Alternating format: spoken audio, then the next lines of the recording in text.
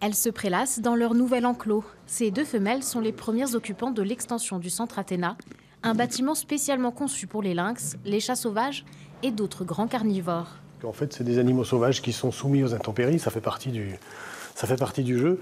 Et ça permet aussi d'avoir une faune bactérienne, une microfaune bactérienne sur le sol, ce qui augmente la sécurité sanitaire et simplifie le nettoyage. Jusqu'à présent, les animaux vivaient dans des enclos construits à la création du refuge il y a 30 ans. Les jeunes lynx orphelins étaient élevés ici avant d'être relâchés. Mais les bâtiments sont devenus trop étroits. C'est-à-dire qu'auparavant, ils avaient à peu près le tiers de ce qui est maintenant mis à leur disposition. Et en plus, on a un enclos extérieur grillagé et électrifié qui permet d'avoir un environnement, disons, plus naturel.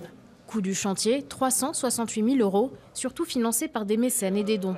L'entreprise de construction, par exemple, a offert ses travaux. C'est assez rare de faire ce genre d'action très concrète et d'aider des gens qui finalement ont très peu de lien avec nos activités quotidiennes. Donc oui, on en est fiers parce qu'en plus, quand on entend que c'est la plus grande structure de ce type maintenant qui existe en France, peut-être même en Europe, en termes d'accueil et de capacité d'accueil. Les soutiens des pouvoirs publics sont faibles.